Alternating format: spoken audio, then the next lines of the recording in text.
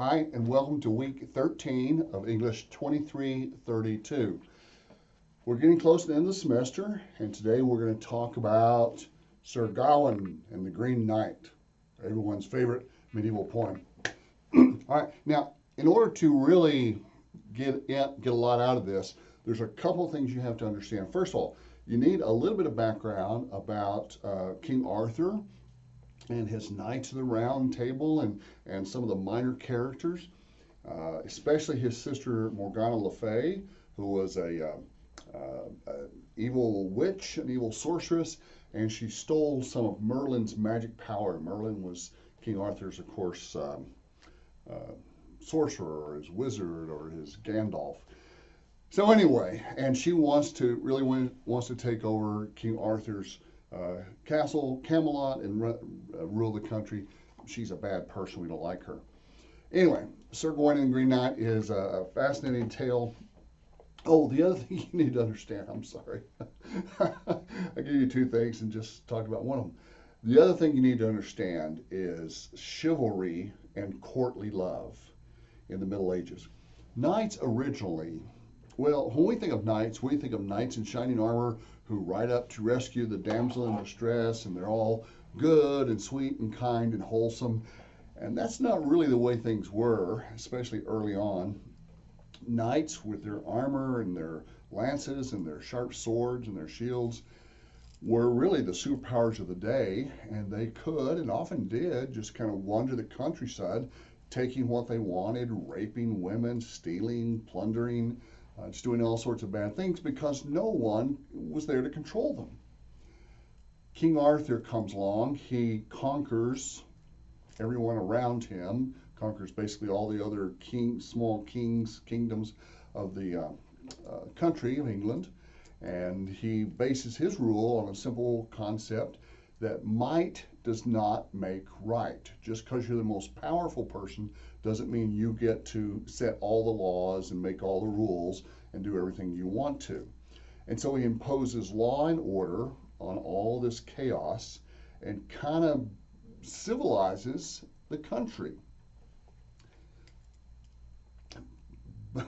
And going along with that, you have this concept, this idea of courtly love. And please remember that this was a different culture and a different time. Christianity was just kind of starting to have control or have influence over this culture. And so the members of the court, the nobility, really saw themselves as a breed apart from the commoners and even members of the church. The rules didn't always apply to them, or the rules of society or the Ten Commandments didn't necessarily apply to them in every situation. And so courtly love was, let me see, I got my notes here, a medieval concept of nobly and chivalrously expressing love. It was basically a way of allowing married couples to have sex with people other than their marriage partners. You got to remember, a lot of these medieval marriages, especially in the noble families, was a much older man with a much younger woman, and they have very limited access to other people. They have very limited access to entertainment. A lot of their entertainment is just the fact that their life is a soap opera. But anyway, so there are a lot of rules when it comes to courtly love, but the main rule is that you have to follow the rules, and the courtly dance begins with like sidelong glances and loving from afar, loving chaste and pure, and then through little hints and notes and stuff, the fair lady would encourage or discourage her knightly pursuer and give him little quests to do. And the ultimate goal, of course, is to end up in bed together. And we see this in Sir Gawain and the Green Knight. I don't want to read the ending for you, but when you get to the end, you'll find out that the Lady Bertilac, or Lady Bertilac, wants to sleep with Sir Gawain. And that was not uncommon or unexpected. This is pretty normal. It's only his humility and his desire to play by the rules. By the way, it is his Christian humility. Let's get that straight. But his desire to play by the rules that makes him say no thanks, no thanks, and she, of course, is deeply offended. Now, Sir Gawain and the Green Knight is full of mystery and magic and swords and sorcery and uh, plots and daring do and fighting monsters and travels, and it's really a fascinating tale. I hope you'll get into it. Don't just go by what I'm telling you. There's so much detail here. It's so action packed. It's the Marvel movie. It's Avengers Endgame of the medieval period. There's just a whole lot going on here. Now, is it okay to watch a movie or watch a video of this? Sure, absolutely. There have been a lot of good ones made, but be careful because every director is going to interpret the material the way they want to. I watched one a couple of weeks ago in which the Green Knight is portrayed as this big, green, hairy monster. Well, that's not the way he's described in the poem. In the poem, he's described as this large, elegant, nicely proportioned knight who's very graceful, the grace of a ballet dancer. And of course, he's all green, which tells you something. Also, remember that at this point in England, they really did not. We see nature as pure and innocent and wholesome, and everything that's involved with nature is good. They didn't. They saw nature as being scary. They didn't know what was behind the next tree or underneath the lake or Lady of the Lake, and they really were much more suspicious of nature and distrusting of the dangers that are inherent in nature. They had not conquered their environment to the extent that we have. So anyway, read through the poem. It's not a very thick poem.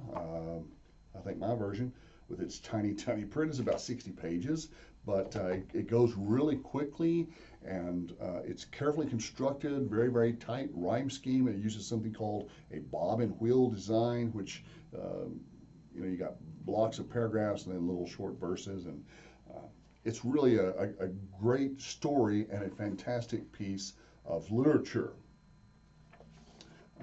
Be sure you know, let's see, we talked about, okay, so King Arthur is the ruler of England. He has a half-sister named Morgana Le Fay, who is a sorceress and uses her magic. I don't want to spoil the ending for you guys. It's really got a very nice plot twist in it, and I don't want to issue a lot of spoiler alerts here. So read it carefully and kind of figure out what happened. Be open to different surprises, different things going on. And the details, the descriptions are fascinating, and just hope you'll get into the supernatural creatures, the fantastic events, and of course the, what is it, that Game of Three? Oh, who wrote it? Well, we don't know who wrote it.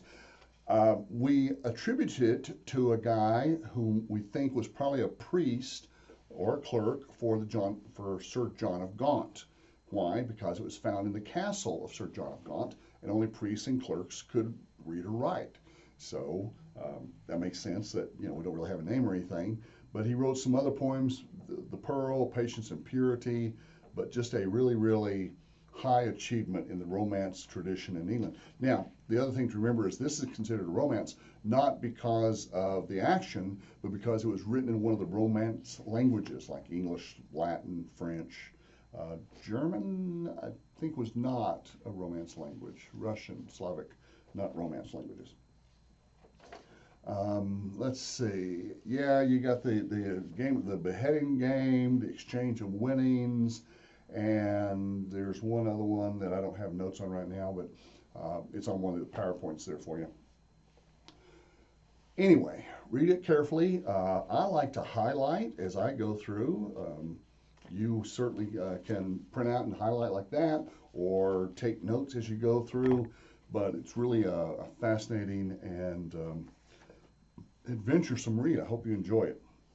Let's see, what else we got going on this week? Paper 3 is due. Wow, is that true? Let's take a look. Thursday, April 17th. Yes, that's coming up here in a few days. Again, go back and look at the comments. I think I finished grading all the R2s by now, response paper 2s, and yeah, you just want good essay structure. You want a thesis which clearly tells me what the topic is. Your broad choices were any specific aspect of Sir Gawain and the Green Knight, any specific aspect of the Inferno, any specific aspect of Beowulf. If I were doing, for example, Sir Gawain and the Green Knight, I would probably write a paper just on the appearance of the Green Knight and, react to that. Well, he's described as being green, which obviously represents nature, which to them was a frightful and unknown aspect of their environment. And he rides in on this giant green horse with gold braided through its mane, and he carries a huge battle axe and a sprig of holly. He's got a battle axe in one hand and a sprig of holly in the other. What's that about? So what I'm looking for is your thoughtful and insightful response to the facts from the reading assignment. I'm looking to see that you read it and that you understood it. That's a good point. What do you do if you read something and don't understand it? Read it again, look it up, watch a video, email me. Just go forth and find the information. There's lots of information out there, but pick one single specific aspect and really kind of just respond to it. Just tell how you feel. I would encourage you to write a rough draft where every other sentence starts with I feel, I believe, I think that. And then before you turn it in, go back and revise that rough draft into a final draft by taking out the I think, the I feel, the I believe. Be sure to group your ideas together. We call it chunking, but put your ideas together into one paragraph. For example, if we're doing Sir Gawain and the appearance of the Green Knight, I would have one paragraph all about his physical form, another paragraph about his horse, and another paragraph about, I don't know, his weapons or maybe his words. He speaks with an educated language. He has the attitude of a nobleman. He's a fascinating character. You could write about, I'll tell you what would be a really good paper is at the end of the play, at the end of the poem, when he gets ready to behead Sir Gawain, sorry about that, well, he takes 3 strokes, but he's allowed to, so yeah. But you can write about the beheading game, you can write about the exchange of winnings, you can write about the, the kissing game, I think is the last one. There's a lot to cover there. Just narrow your focus to just one specific aspect. What about Sir Gawain? Why does he get to represent the entire kingdom in the face of this dire threat? So whatever specific aspect you think would be good, I will go right now and make sure that the app is open. Be sure you don't retell the story. I know what happened. You just need to respond to it. I want to know what you think. I'm assuming you've read it, that you enjoyed it, whether it's Sir Gawain or the Inferno or Beowulf, that you've read it, that you've enjoyed it, and now you're going to explain how you feel about one particular highly focused aspect of the reading assignment. And of course, if you have questions, which as a college student you're expected to, please email me and let me know how I can help. Good luck.